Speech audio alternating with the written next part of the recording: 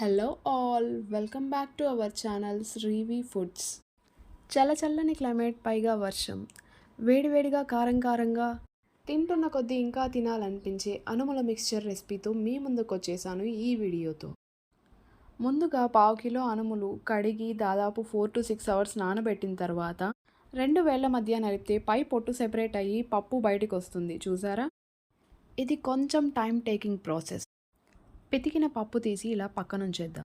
ఒక క్లాత్ పైన పితికిన పప్పు పల్చగా వేసి 1 అవర్ పాటు పొడి పొడిలాడేలాగా ఆరనివ్వాలి. పప్పు ఆరేలోగా మిక్స్చర్ కోసం 1 కప్పు వేరుశనగ గింజలు తీసుకుని దోరగా వేయించి చల్లారిన తర్వాత పొట్టు తీసి పక్కనుంచేద్దాం. మరీ ఎక్కువ వేయించకుండా పొట్టు సెపరేట్ అయ్యే వరకు వేయిస్తే సరిపోతుంది.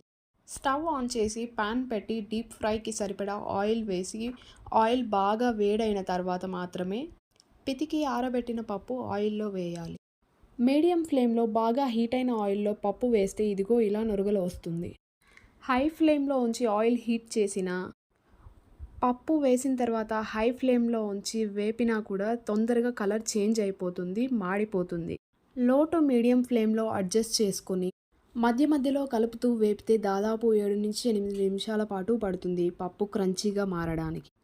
మరీ ఎక్కువ కలర్ చేంజ్ అవ్వకుండా గోల్డెన్ కలర్ వచ్చే వరకు ఉంచి వేపితే సరిపోతుంది. వేగిన పప్పుని ఆయిల్ నుంచి తీసి బౌల్లోకి ట్రాన్స్ఫర్ చేసుకుందాం. ఇప్పుడు మిక్స్చర్ కోసం వేయించి పొట్టు తీసి పక్కనుంచిన వేరుశనగ గింజలు 2 స్పూన్లు వేస్తున్నాను. అందులోనే 1 స్పూన్ కారం, కొద్దిగా సాల్ట్ వేసి మిక్స్చర్కు పట్టే వరకు బాగా కలపాలి. ట్రస్ట్ మీ, తినడం స్టార్ట్ చేసారా మళ్ళీ ఆగడం అంటూ ఉంటే బౌల్ ఖాళీ అయిన తర్వాత.